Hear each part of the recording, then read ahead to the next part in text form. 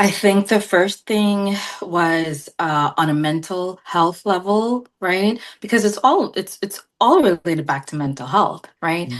Unsafe patterns, pattern attachments, or disorganized. They all go back to some form of mental health. And for me, it was I had this amazing job, and I was trying to outperform everyone, putting a lot of stress on myself. Then I started having daily panic attacks, right? While driving. So I'm driving this car and I'm like, yes, my life is great.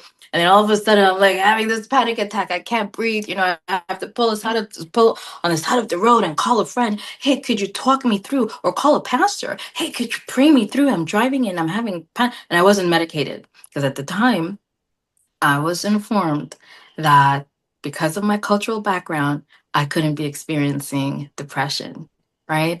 I was told I was lazy. I'm like, such a high achiever. How could I be lazy? I'm just glued to the bed for 3 days because I'm tired. No, I was depressed, right?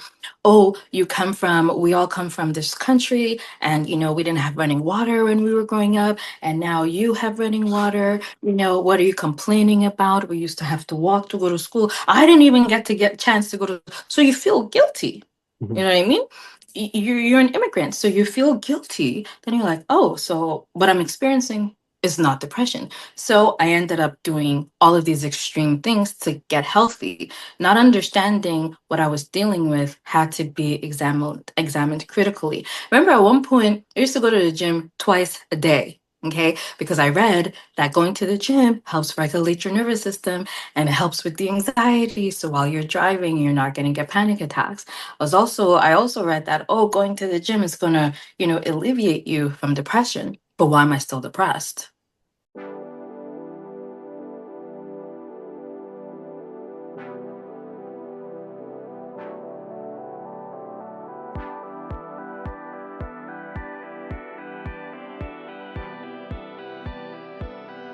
Hello, everyone, and welcome to the Truth That Heals podcast. I'm your host, Ryan Anthony Hernandez, and today I'm here with a special guest. She is a mental health advocate as well as a blogger, and she's written a couple of books.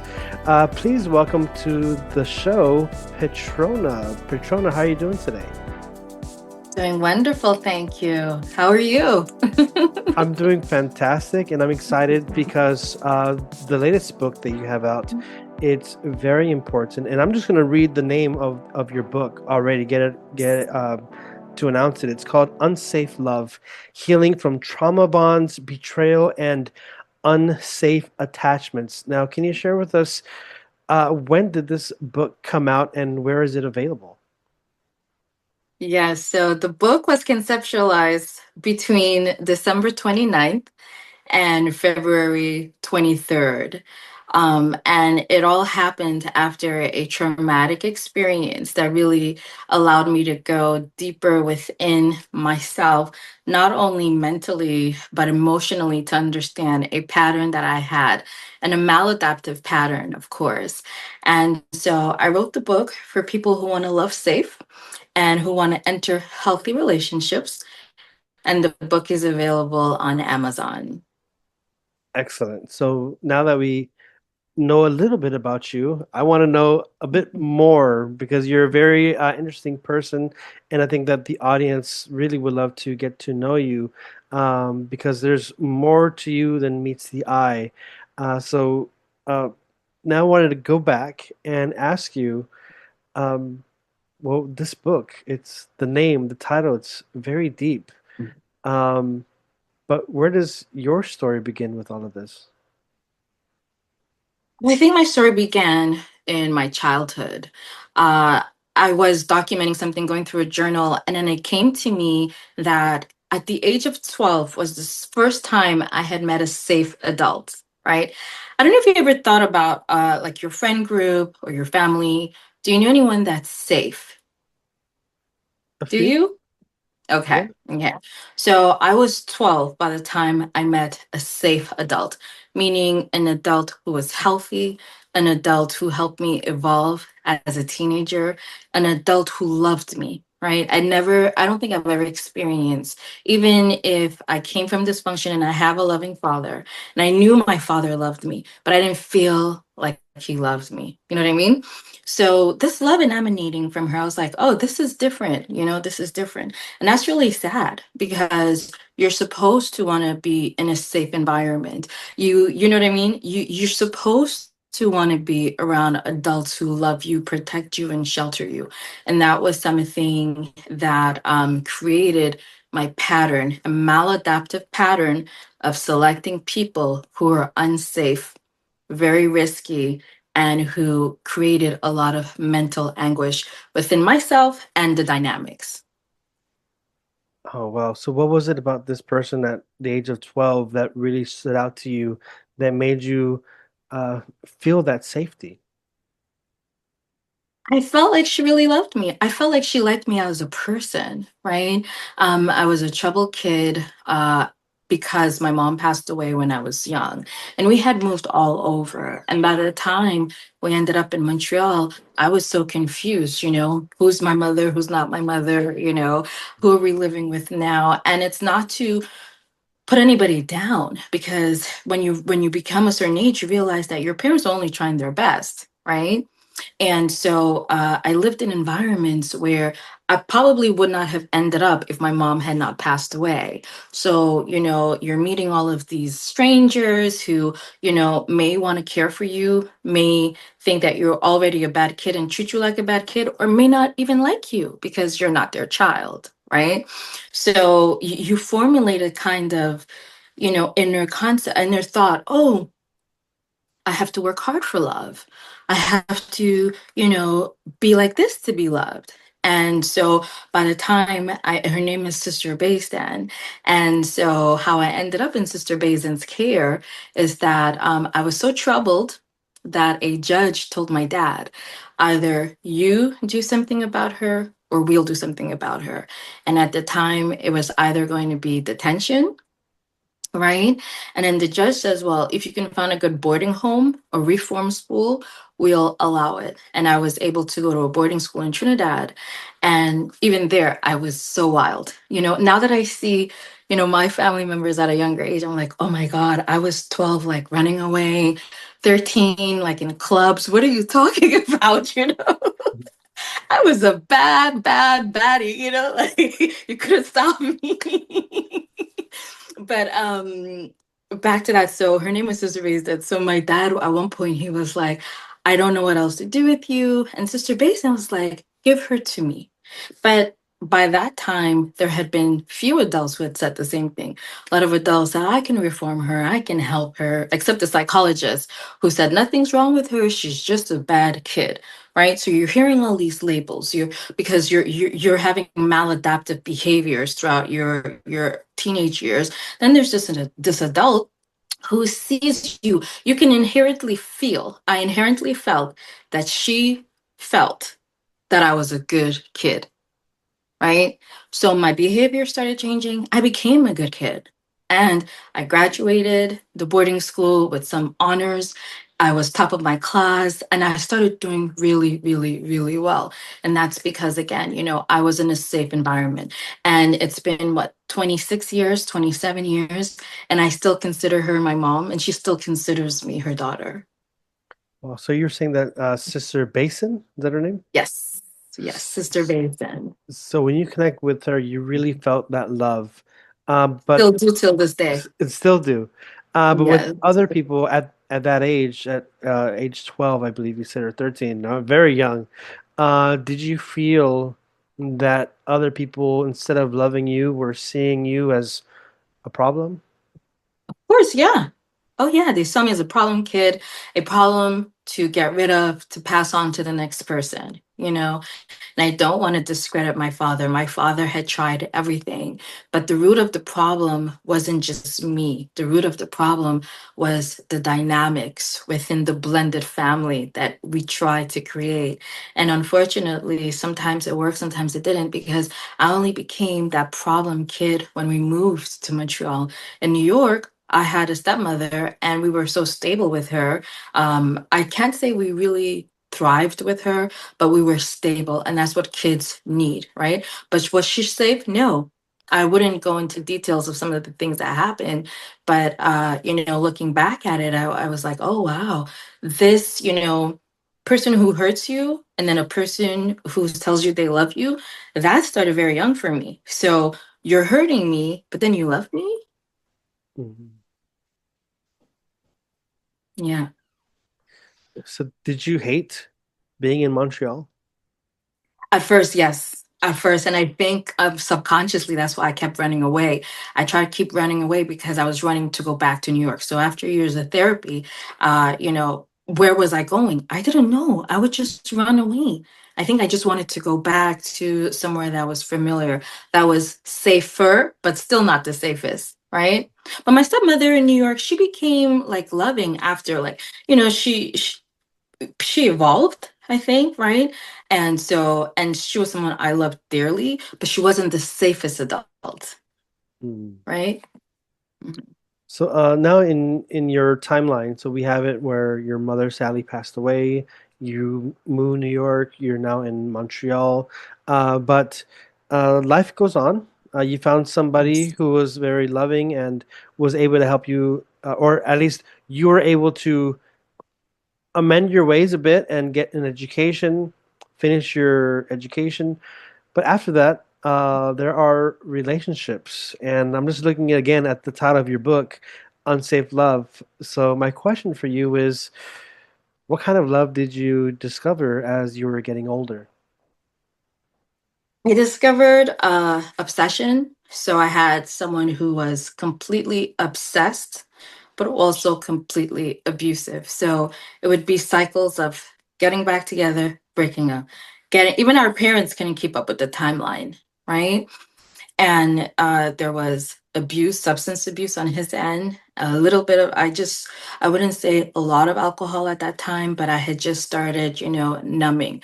But I was always very studious. So imagine I'm studying for an Italian exam, right, at his home on his family's kitchen. He brings out a $3,000 bag of Coke, lays it on the table, and says, "What's wrong with you? Why don't you, why aren't you enjoying life? This is the best thing." Meanwhile, I'm like, "No, thanks. I have an exam." So thank God for school because school is always a huge distraction Mhm. for me, right? And so because obviously substance abuse, someone who smokes weed every day, I have no judgment, right? If that helps you, it helps you. But a lot of the times, this individual smoke weed, take acid, do a little heroin. So I really never knew what kind of person I was dealing with. Then you have the betrayal. So not only are you someone that this person, you feel like this person's obsessed with you, this person loves you. And then and then the person has a substance abuse on top of that. So you're kind of codependent because you have someone that you have to take care of. So in my case, I had school, a home, the person I'm taking care of. So I really didn't have time to focus on myself, right? And I couldn't understand that I was in a pattern at the time. I'm just thinking this is love, we'll grow out of it. But then you get betrayed. And that's where 90% of the time, if you're dealing with someone with an addiction, there's going to be betrayal. So then the trauma bond comes with betrayal. And of course, it's an unsafe attachment because this person who loves you or who's supposed to love you, not only do they hurt you, but then you get caught up in a cycle. And it's not love, it's just a bond. Because let me tell you something. If a person that I have in mind right now, if he calls me, my whole body will light up. But that person is not good for me. That person is, that person needs to get help, right? But because the trauma bond, I'm in my third month right now, right? Which is huge. Okay. But that's how trauma bonds work. So this person hurt me, this person betrayed me. But if this person were to call me, it would take an army to be like, don't answer the phone. That's how it works. Something that's not good for you, that doesn't treat you well. And that's why a lot of women take back men constantly, men take back women. The person just betrayed you. The person just said all of these horrible things to you by, to someone else, and you still take them back. Why? There's a deeper issue there. It's codependency, it's understanding your patterns. disorganized attachment. I'm not an expert in attachment, right? But I'm a mental health advocate, so I can tell you that these patterns have adverse effect on one's mental health. Well, something that you mentioned right now was betrayal. Um, can you share with us, if you're comfortable, what was that betrayal? What did it look like? Well, throughout the years, every time was always cheating, right? It was always cheating. And I was a cheater at one point. I wouldn't say I cheated, but I was like, well, if you're cheating, I'm a cheat. So then it became like, I have this guy coming in from out of town. Then I have this guy who just shows up at my door. Like, well, like, you know, I'm laughing, but at the time I was just like, well, if you're gonna step out on me, I'm gonna step out on you. But why did I keep taking back this person after betrayal, And why did I allow it? It's more than self-worth, it's more than self-esteem, right? Because it could be easy to say, hey, snap out of it, this is not a situation you want to be in. And I remember one time I left the person I was with, and I went home to see my grandma at the time, and I'm laying on her couch and I'm like, oh my gosh, this doesn't seem right, me leaving the house, me packing up my stuff, leaving, going back, him calling you know what I mean? It just was so chaotic. Plus I have a full-time job. I'm in school full time. At this time, I was in law school. Parentheses, we'll get into that another time because but I was in law school at the time. And then I have this core of my being that is dealing with such dysfunction, all the highs and the lows and the highs and the lows.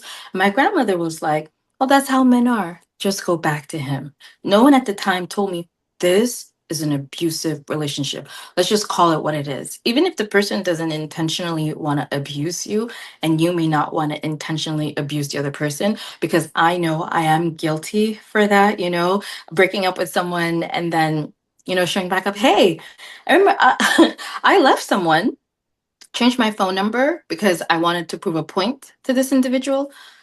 I disappeared. We went on a date. I disappeared the next day, right? I went to Toronto for 3 months, changed phone numbers, went back to Montreal, and just repeated, hey, is that healthy?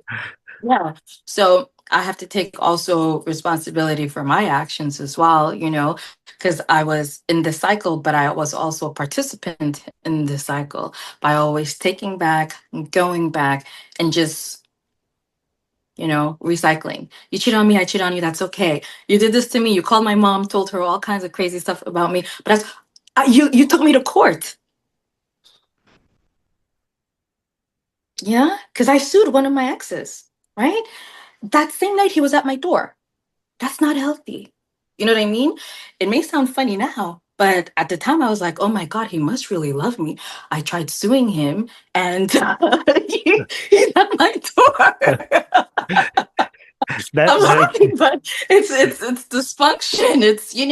It's a way of thinking. And if you dive into Christianity, you have to be delivered from that. It's a stronghold.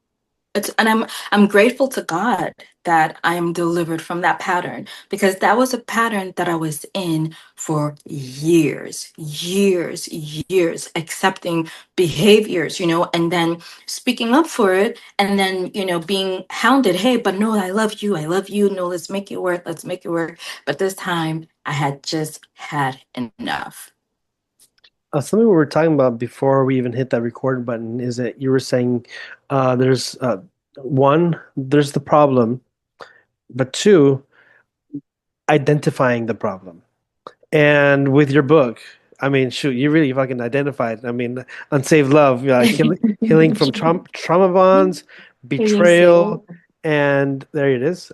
unsafe attachments. And unsafe attachment. So you really identified the fucking problems, like totally, like Yes. you pinpoint it. But for you, in your life, in your journey, what opened your eyes to identifying these problems? Because as you were saying just a moment ago, it's like a pattern, and you're in this cycle. And when someone is in a cycle or an abusive or toxic relationship, it's kind of hard to see it, but eventually you did. Yes, yes, yeah. after a huge betrayal, right? And so this betrayal this time, I think it was God intervening. I remember going through cycles of crying, cycles of trying to understand, why would this person do this, and knowing that, okay, this person, I shouldn't be giving them my love because their love is so inconsistent, so unstable, so unhinged, right? 1 minute, oh, you're the best person in the world, the kindest person in the world, and next minute is like, I don't think we should be together. I don't want to lead you on. Oh, but why did you ghost me? Oh, but I love you. Like what? you know, it's, and right, so it puts you in a state of like an instability, but also thinking deep down, if I can only make this person love me this time, right? Mm. Stemming back to my childhood. Right now, in the book, I don't go into depth into childhood trauma because that's a whole other book. That's my upcoming book, How to Overcome Childhood Trauma. Right. But in this book, I outlined how do you know that you're in a trauma bond? My first talk about this book, I had 5 women come up to me after and they're like, I just left a trauma bond. I was in one for 5 years. The withdrawal you feel from the emotional highs and lows, it's really withdrawal. I remember coming home one night and just sitting and I'm like, oh my God, I didn't know what to do with myself. There's no chaos. There's no like, your body's on high alert because, you don't know when you're going to get your next fix. So you know what I mean? So you're feeling for that fix. You're feeling for that text. You're feeling for that person, right? And it's not healthy. It's equivalent to being a love addict, right? So if you do research on people who are love addicts, they get highs from being in codependent relationship, or they just get highs from just being in love and going through this cycle and cycling. And so with this time, I said, okay, there's something wrong. I can't say that I figured it out all the way. I kept praying myself through. I kept praying myself through. God, please help me with this. God, please show me what is going on. God, please heal me from this. And I had 2 friends that were like, I think you're in a trauma. And I'm like, what are you talking about? Because in my mind, I'm healthy, right? Mhm. I'm a healthy individual. I'm a smart girl. Like, what are you talking about? I would never be in a trauma bond. And then lo and behold, I realized, oh, so that's what that means. Oh, this is an unsafe attachment, right? you know? And then to interject, this might be hard for me to say because I don't know if they might see it, right? My stepmother was an unsafe attachment, right? So my dad, he's still married to her, but that's okay, you know? But with me, she was always unsafe. So as a kid, she used to do stuff like I was a slow eater.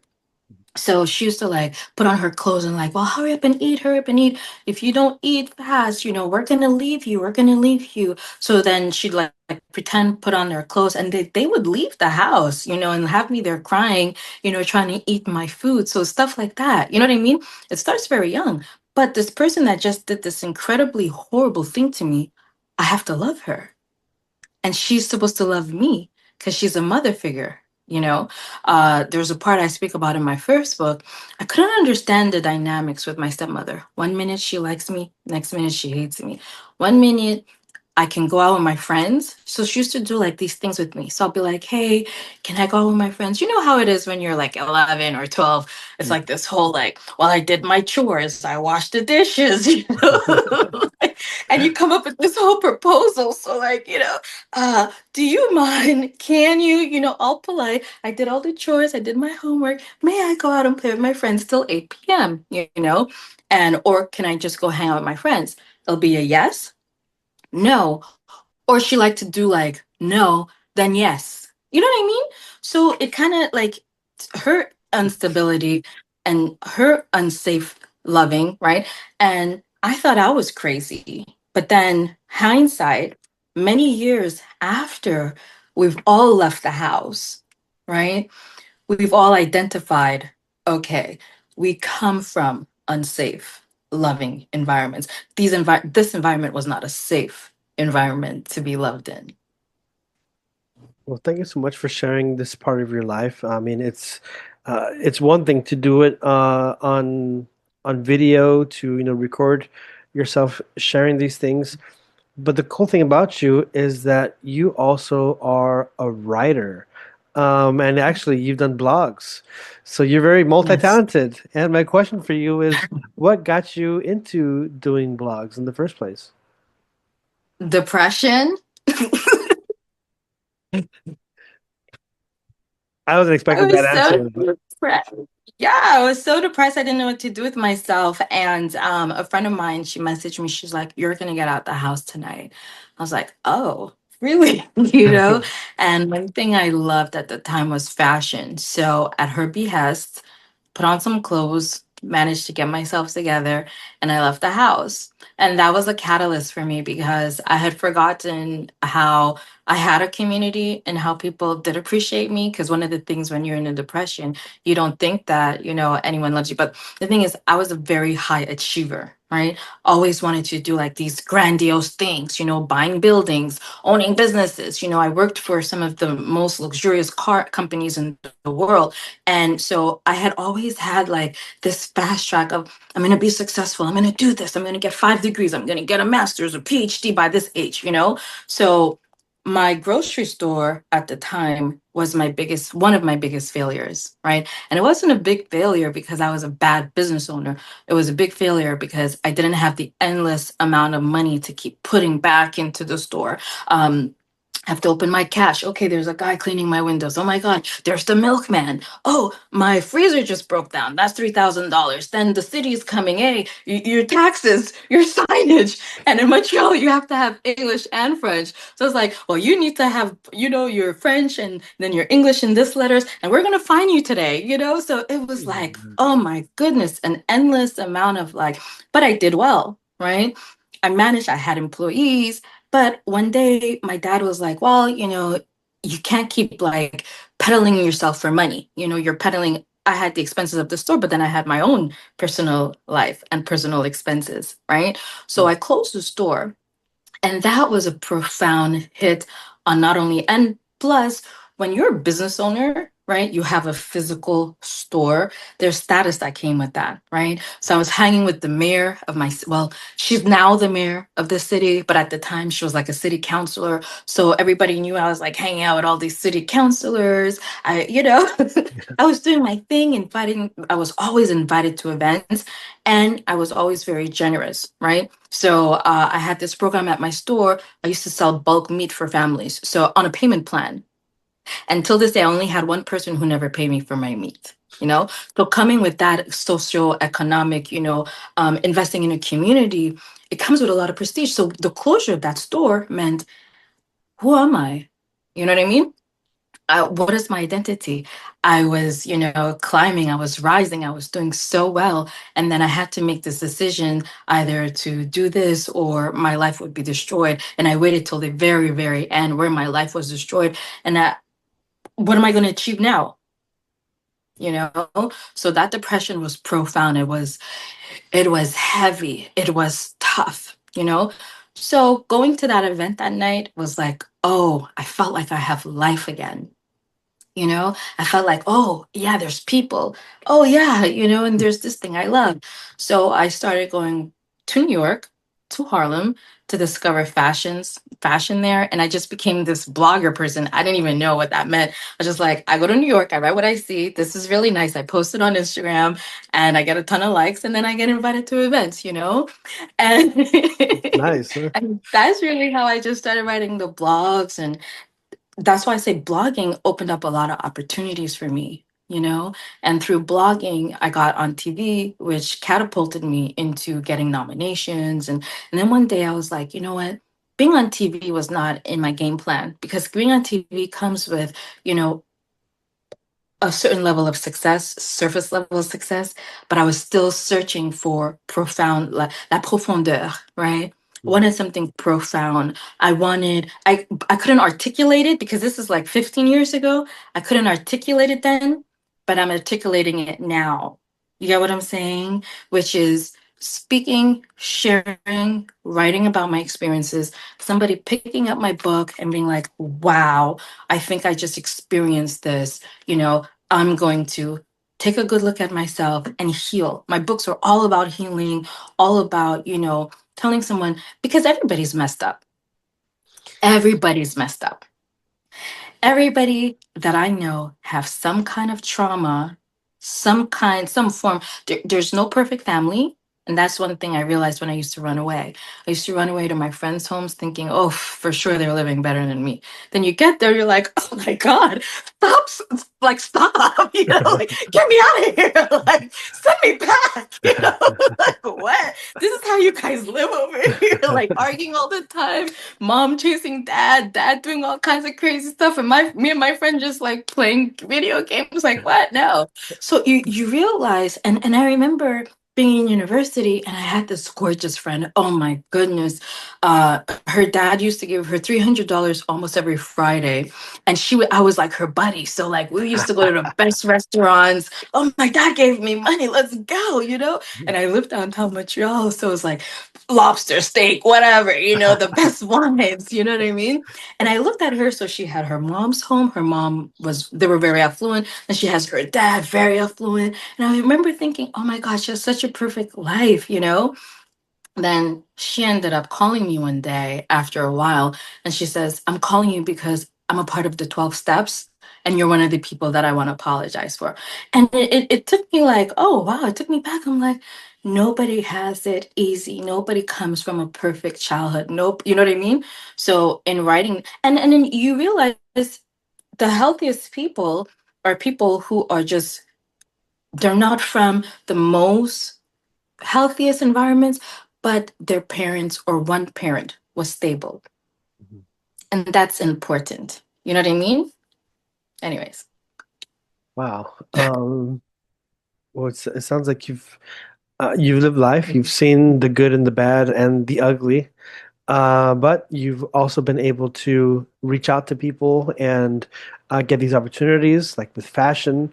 Also, you've written books. But now I wanted to focus on the healing journey because just a moment ago you were talking about your friend whose life appeared to just be nice and almost perfect, but there she was calling you for support. Mhm. What was your healing journey like? I mean, we've already spoken about identifying it, but what actions did you have to take? Wow. I think the first thing was on a mental health level, right? Because it's all related back to mental health, right? Mm. Unsafe patterns, pattern attachments, or disorganized. They all go back to some form of mental health. And for me, it was I had this amazing job, and I was trying to outperform everyone, putting a lot of stress on myself. Then I started having daily panic attacks, right? While driving. So I'm driving this car and I'm like, yes, my life is great.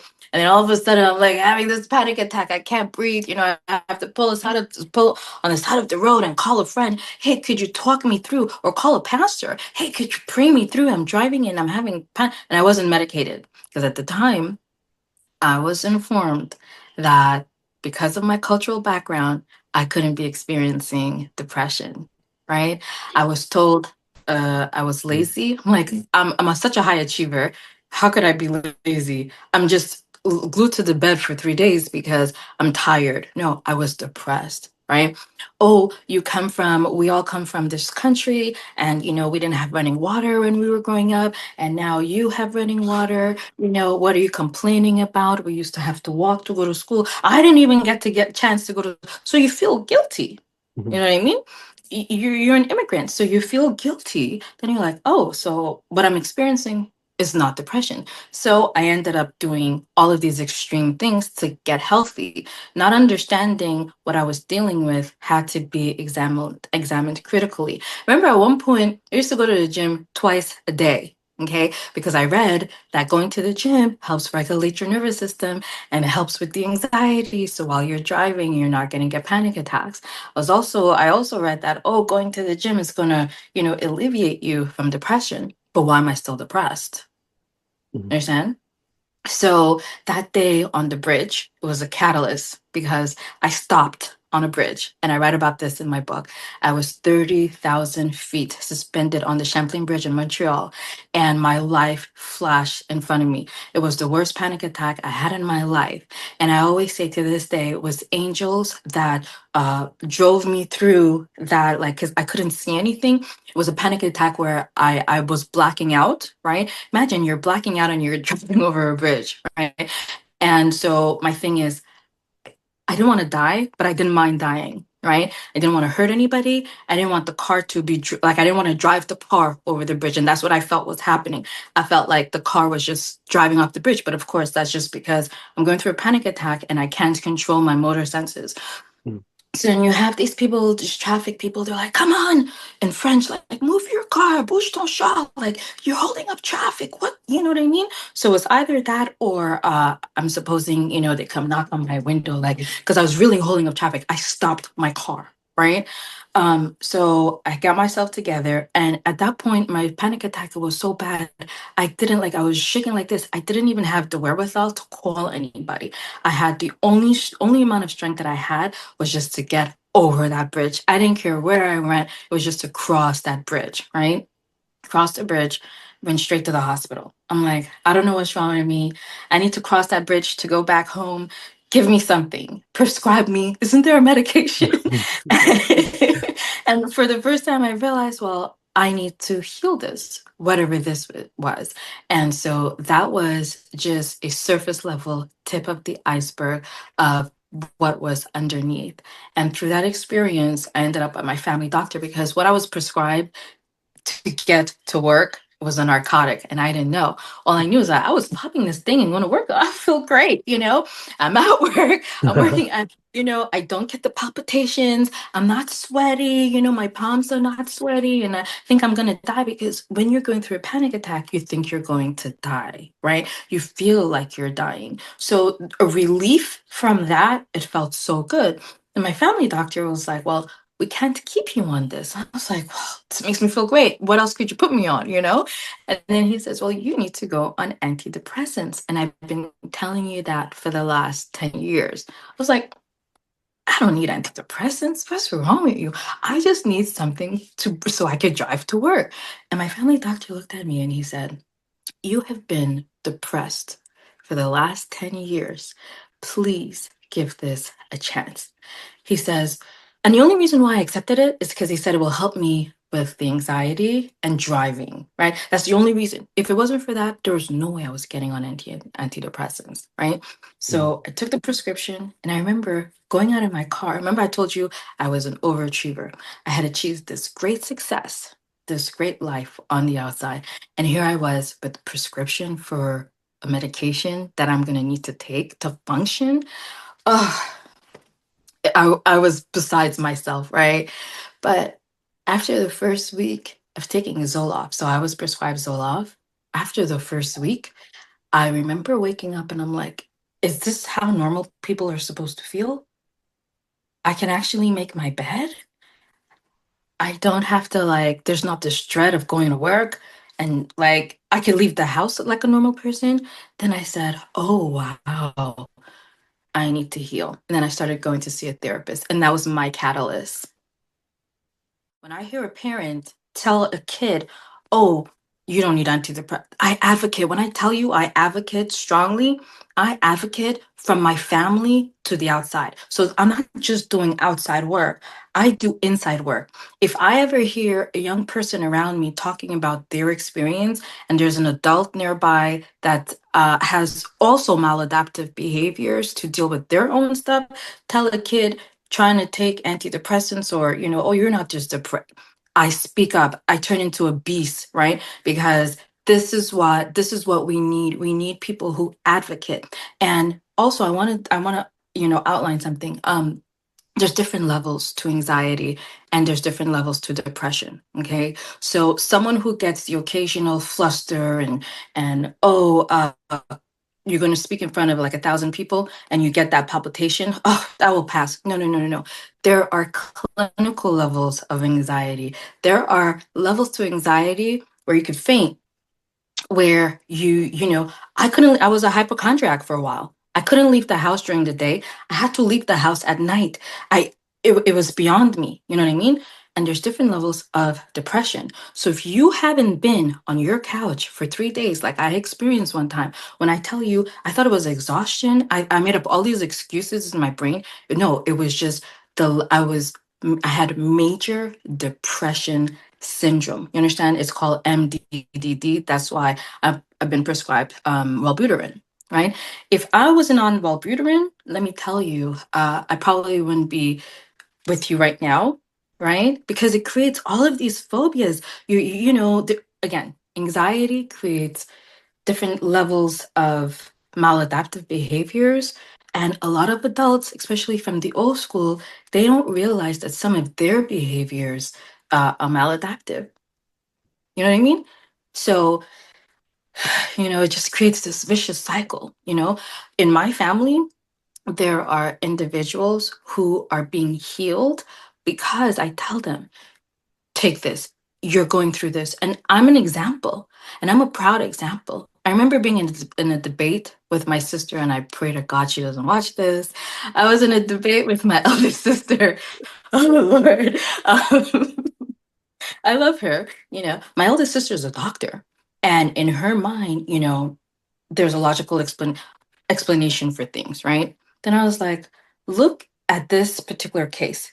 This person who you're close to, and I'm very close to, is depressed and possibly bipolar.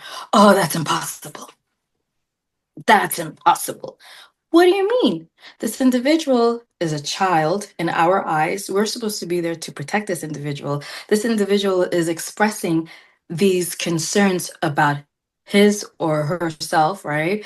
And you just brush it off? Come on. But now this individual is healthy, on medication, going to the gym, feeling better. Do you know what it is to get a call from a younger individual in your family who's in another country telling you, I need you, please? I had to fly out,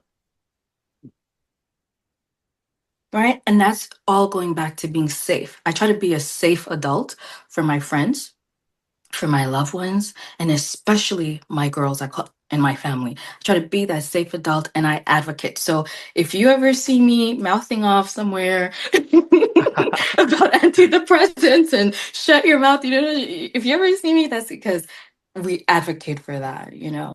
Well, I advocate for that.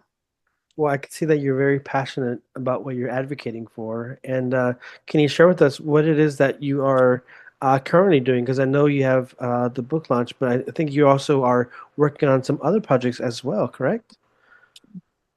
Yes, yes, yes. So I have my book launch on May 7th here in Georgia it is called, hold on. Anyways, I can send it to you, but it's on Mental Health Day. And it's going to be a day where mental health advocates, we come together, we talk.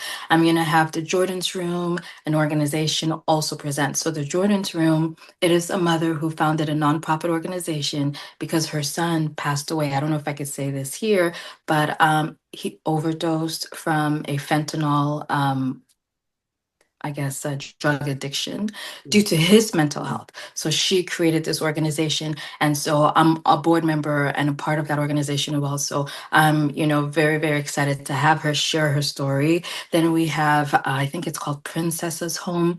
So she has a foster care for young people who suffer with mental health that are in the foster system. Because I didn't know that when you're in the foster system and you experience a psychotic break or any mental health challenges, sometimes depending on your age or your situation, you get kicked out on the street and there's no one to help you,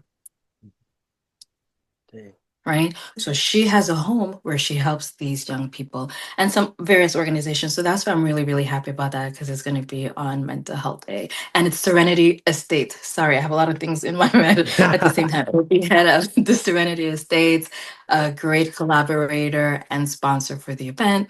Then I'm doing workshops. So my first talk, which is the scariest thing I've ever done, because I've had workshops online where I talk about PR. I was a publicist for 10 years, still am, but my calling is speaking up about what I've been experiencing. So I'm having a workshop on the 23rd online at 7 p.m. We're going to be doing a book reading. We're going to be talking about loving safely.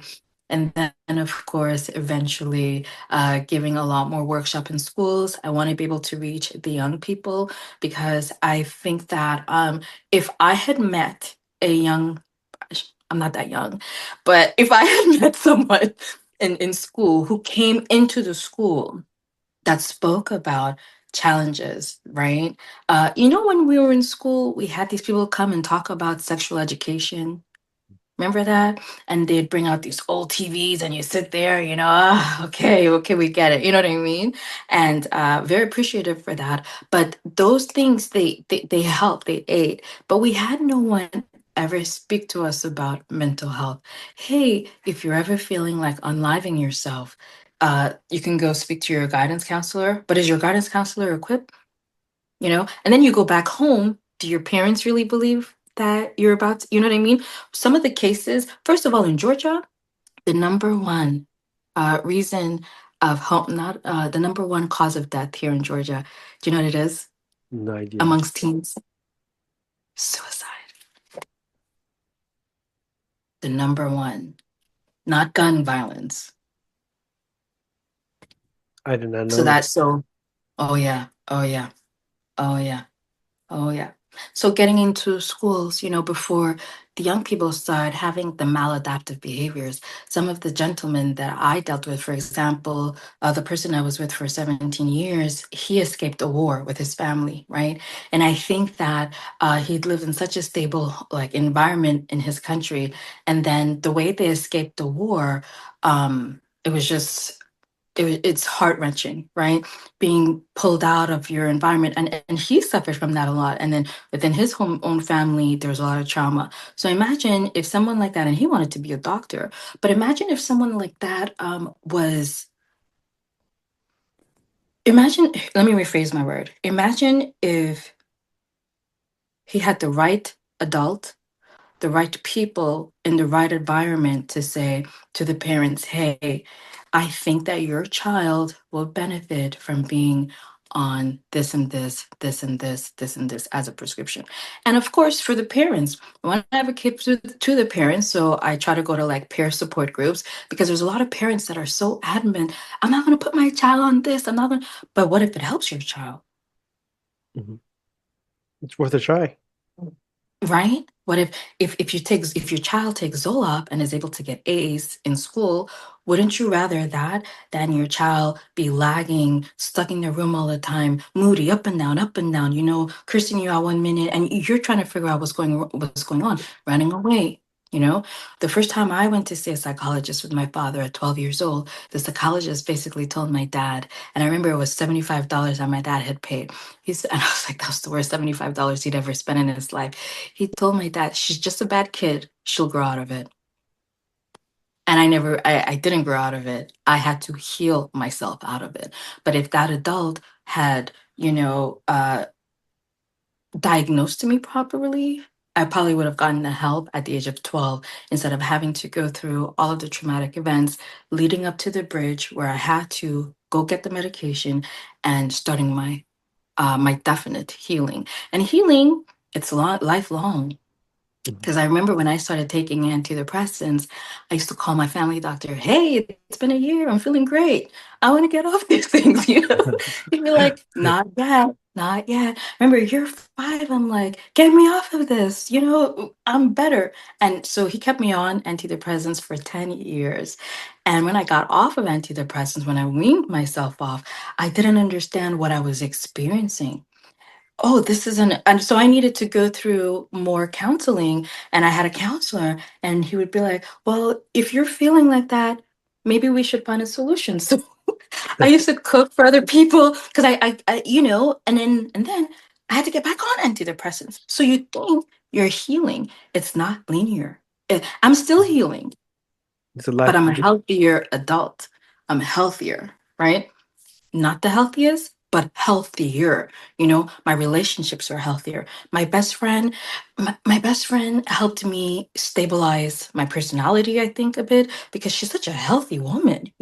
I can text her and yeah, she's my best friend is so healthy. Her mindset is so healthy, and it's amazing having people around you like that. And as an adult, because growing up, I didn't have these stable relationships. I didn't have these amazing examples. So healing, it's not linear. It's a lifelong process because at this juncture of my life, I was off of antidepressants for 5 years and now I'm back and I don't know how long I'm going to be on them again. You know, so you have to be patient with yourself. You have to give yourself grace and just understand that you just need to, you heal differently. Some people heal, faster with different things. You know what I mean? And appreciate yourself for it. But you said something that's very the key word for today: healthier. You're healthier. You've done the Yeah. work. You've taken time to identify. You've had the humility of seeking help. Some people stay in their misery lifelong, and sometimes it takes their life. But you've Yes. actually done the work. So, and yeah, like you said, healthier. Yes. There's no magic wand or even magic pill that's going to make life perfect. It's a life journey. So thank you so much Yes. for sharing your journey with us today. Thank Uh, you for meeting me. Now, for this part of the podcast, I would like to ask you the question that I ask all of my guests, and that is for you, Petrona. What is your truth that heals? That's a profound question. The truth that heals for me is understanding that none of us are perfect and understanding that I'm not a flawed individual. I'm just an individual that learned maladaptive behaviors, and I am uniquely the way I am, despite all of that. And just appreciating my own journey and not comparing myself to others, not comparing myself to my friends who grew up in like stable environments, right? So, my truth that heals, I think it's just giving myself grace and allowing myself the ups and downs because not every day, it's a super high day, but not every day is a super low day. So when I'm not super low, I give myself grace. I will order that McDonald's. Okay. You know what I mean? I will get that Chick-fil-A sandwich, all right? You know? So it's giving yourself grace. Yeah, and yeah, giving yourself grace and the Happy Meal, and go for it. Yeah. Get the For Happy me, it's a cheeseburger. Meal. Well, thank you so much again for sharing about, giving yourself grace and all that you've shared with us today. Again, Thank you for having me. your book. Can you show us your book and just remind us the title? Yes. So it's Unsafe Love. I don't know if you could see it. So, ooh, it's a little bit blurred, but I can read it off. Unsafe Love, Healing from Trauma Bonds, Betrayal, and Unsafe Attachment, available on Amazon by moi, Petrona Joseph. All right, Petrona, thank you so much. And for those who are interested in finding out more about you, is there a website or somewhere online where they can go? The easiest way, it's I am Petrona Joseph on Instagram. You can Google me. If you put in my name, Petrona Joseph, you'll see all my links. But I like people to interact with me on LinkedIn. Threads as well. Threads is new. I just love it there. I can say the most unhinged things. So if you want to see, you know how threads are, it's just like you can go on and be like, well, today I'm on day 5 of my Wellbutrin. I can't say that on Instagram. So you can also follow me on threads at I am Petrona Joseph. All right. Well, thank you so much. And to the audience, thank you for tuning in. If you've enjoyed this episode, please feel free to hit that like button.